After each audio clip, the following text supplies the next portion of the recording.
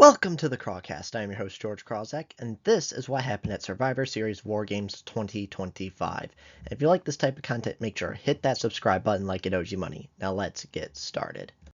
The first game is the Women's War Game match. Io Sky, Rhea Ripley, AJ Lee, Charlotte Flair, and Alexa Bliss versus Lash Legend, Nia Jax, Becky Lynch, Asuka, and Kairi Sane. And the face team of Io Sky, Rhea Ripley, AJ Lee, Charlotte, and Alexa Bliss won.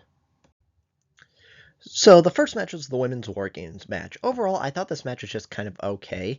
Like, there's really no storylines kind of going into it that really affected the outcome and no major moments. Um, and I do have to say, like, so it was kind of hard to get into it because it felt like there was really no stakes for anybody inside this match. And I also want to say, Io Sky looked really, really good. She is, I'd say, the best wrestler in WWE today. She is so good. She did her, she went inside with a trash can, and, well, she brought the lid, and Rhea Ripley brought the trash can. And it was funny because they're both branded Io Sky because she likes being inside a trash can. And she did a really nice swanton bomb off the top of the cage in a trash can. And, like, other than that, overall, it just felt like not much happened. Like, AJ Lee tapped out Becky Lynch for the win, which that's what I predicted. And, like, I was looking forward to see if AJ Lee could improve because I didn't think she did a good job in her return match, but you have to give her a little grace. It was her first match back in 10 years. But she really didn't do anything in this match. She basically just was there, and then she got the win. She didn't really do much. And so when she does a one-on-one match at versus Becky Lynch, that's when we'll really see the test. And if I had to take a guess, I'd say that happens at Mania because if I had to predict it, I would say you're going to have AJ Lee and Becky Lynch both enter the Rumble. One will eliminate the other. Either AJ will eliminate Becky or Becky will eliminate AJ, and then they'll wrestle at WrestleMania. And we'll see if AJ Lee can still do it because, like I said, she's looked very unimpressive in her first two return matches. Um, and also, it was a little bit weird because the faces had the advantage, and it just doesn't really work out that well because what you want is the heels ganging up on the faces and then the faces being the underdog and overcoming it. So it felt like there was no real ganging up. It was always a one-on-one match where like for example, Charlotte started and then Io Sky came in, but Charlotte was completely taken out of the match, and so it was basically a one-on-one match of Asuka versus Io, and there was no double team moves and like ganging up on her. And like I said, it makes sense because if you have two faces beating down a heel, it kind of makes the heel the underdog, and you want to root for the heel. But overall, I just didn't think it worked great for this match, and kind of like I said, just not much happened. No real major storyline implications. Just the match just kind of happened. The next match is John Cena versus Dominic Mysterio for the Intercontinental Championship, and your new Intercontinental Champion is Dominic Mysterio. So the next match is John Cena versus Dominic Mysterio for the Intercontinental Championship. So there was one spot in the match where Dominic Mysterio went for a Hurricane Rana on John Cena, and he landed bad. Like, he landed on his neck and shoulder, and I thought he was legitimately injured. Turns out that was a part of the match, but man, that was a risky spot considering that was a part of the match. Like, that looked like a botch. Dominic Mysterio, like I said, landed on his like head, neck, and shoulder. It looked really bad. So Dominic was laying on the outside injured, and like I said, I legitimately thought he was. I'm like, ooh, the match is canceled, and I picked him to win. I'm like, what do they do now if he can't finish the match? Because I don't think John Cena will take the Intercontinental Championship into his final match. So what happened is then Raquel and Roxanne hit their finishing moves on John Cena, and Dominic ran back into the ring and hit a 619 on John. And the referee just refused to count the pin, which I think was kind of crap. Like, why is the ref not counting the pin? One of two things happened. If he knew John Cena got beat up by the women, then he should have disqualified Dominic Mysterio and the match should have been over because that's not allowed. And if he didn't know that, then why is he not pinning him? So I just didn't like that. I thought that was kind of crap. It made no sense. And so Roxanne and Raquel both got ejected. Then Cena put Dom in the STF, and Dom countered and hit Cena for 619. Cena kicked out. Then Cena hit Dom with an AA. Dom kicked out. Cena then accidentally hit the ref with his shoulder tackle, and then put Dom into an STF. Finn Balor and JD McDonough came out and attacked Cena. Cena hit the double AA on them, like, so picked them both up and AA'd both of them, which I thought was a really cool spot. I didn't think we'd see it, like, in his return run, but that was really nice to see kind of as a callback, because that's something he used to do quite often. And so then Liv Morgan returned. She low blowed Cena and hit John with the title, and how is this? And then Dom hit the 619 and Frog Splash to win the Intercontinental Championship. Overall, it's just kind of a fine match. Like, it's exactly what you expected. I don't think anyone expected anything great. It's John Cena's retirement tour. Like, he was never really the best wrestler, and I again, this is exactly what you'd expect. I don't really like the Judgment Day stuff because it feels like that should have ended 2 years ago, because the Judgment Day just isn't good anymore. And like, again, it's exactly what you expected. It wasn't very good. It wasn't terrible, but that one injury spot was just insane to me. And so John Cena has one match left. I didn't like this Intercontinental Championship run, I'm gonna be honest, because it didn't really feel earned. This is kind of what I said in my predictions video, where this is what it felt like, is that John Cena has never won the Intercontinental Championship. So they're like, okay, let's just throw it on him and then have him immediately lose to Dom so you can say he won it. Like I said, that's my issue, is that it never felt earned. It just felt like, okay, this just needs to happen, so let's do it. The next match is Stephanie Vaquier versus Nikki Bella for the WWE Women's World Heavyweight Championship. And your winner is Stephanie Vaquier. So the next match was Nikki Bella versus Stephanie Vaquier for the WWE Women's World Heavyweight Championship. Overall, it was just kind of an okay match. There was a couple of weird pauses in the match that kind of didn't really work well. And then Stephanie hit two Devil's Kisses on Nikki Bella, one on the table on the outside and then one in the ring. And then she hit her corkscrew to win. Like, overall, it was just kind of hard to get into this match because I don't think anyone thought Nikki Bella had a chance at winning.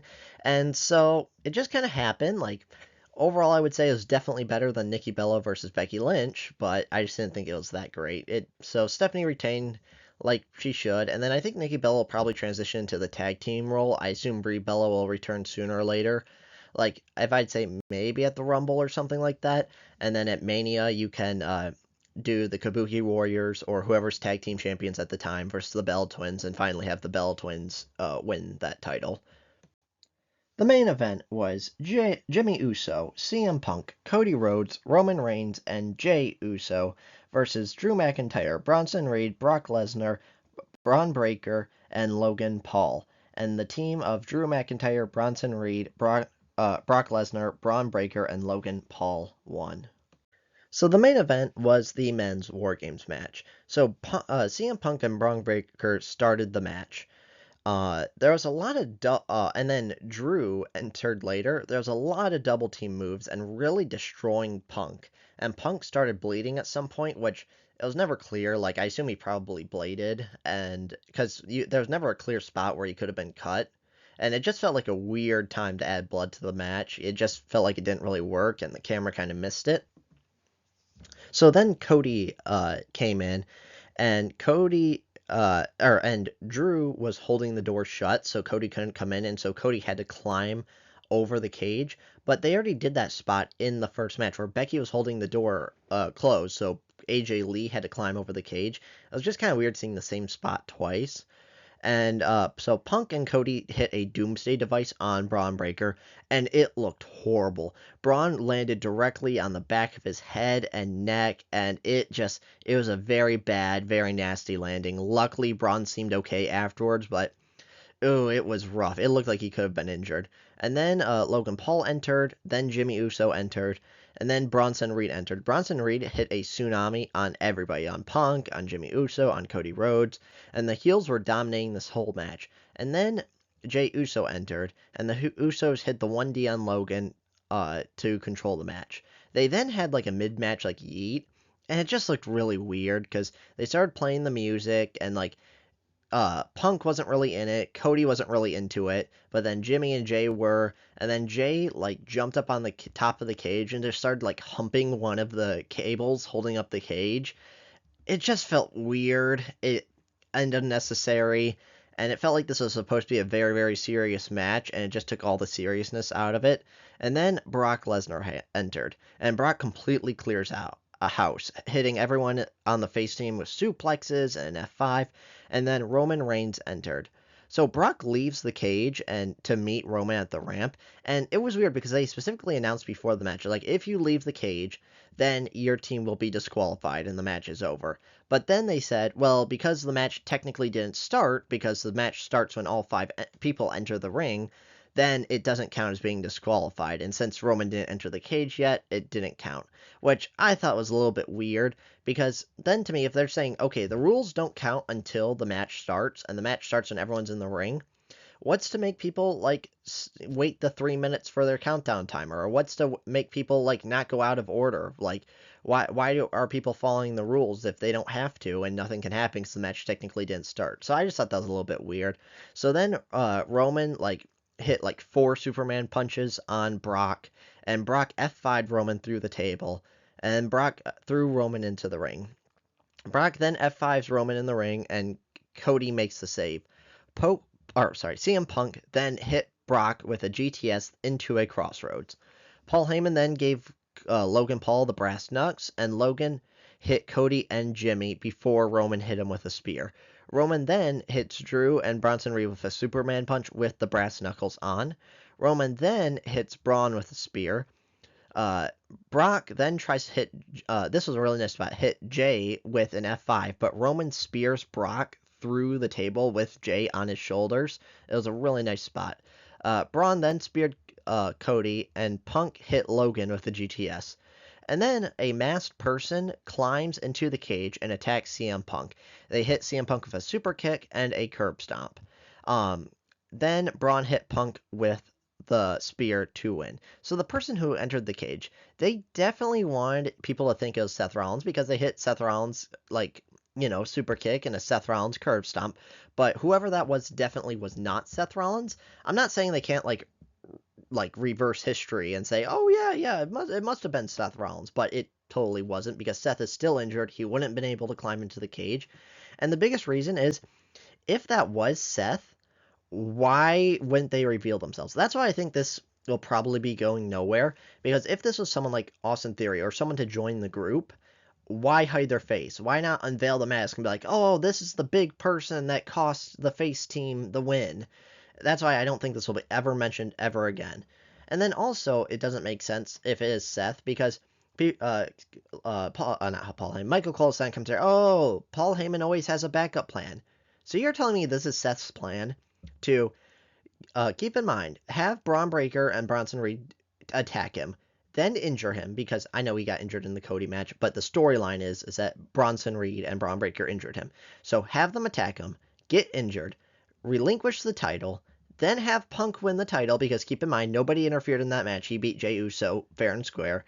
And then interfere in a random Survivor Series match with nothing on the line that has no real stakes. That doesn't make sense to me. That sounds like a stupid plan if that is indeed the plan. And this match overall, I thought was really, really good match. It was one of the best War Games matches I've ever seen, except for the end. It really fell flat because it just, oh, some random guy pretending to be Seth Rollins, although we know it's not Seth because he's injured and not going to come back for a while. It just felt like it really fell flat. And like I said, I don't think we'll ever see that masked guy ever again.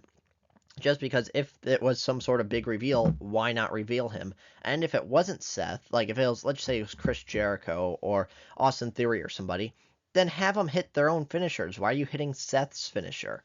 So the big thing after this match is Roman Reigns basically said to Cody, I'm coming after your championship.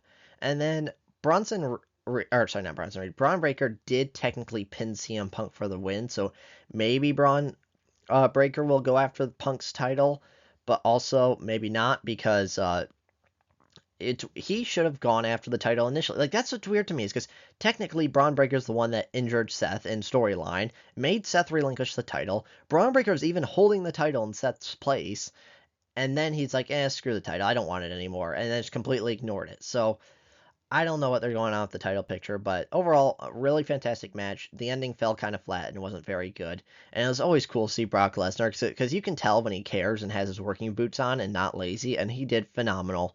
And overall, just really, really good match, except for the ending. So overall, Survivor Series, I thought was just kind of okay. Like, everyone expected some big, shocking return or heel turn or something, and me too, because I was expecting something huge to happen. And kind of the big news of this is nothing happened. So overall, I thought it was just an okay event. Let me know your thoughts in the comments below. What you thought as a whole. What was your favorite match? What was your least favorite match? And if you like this type of content, make sure to hit that subscribe button like it owes you money, and I'll see you on the next one.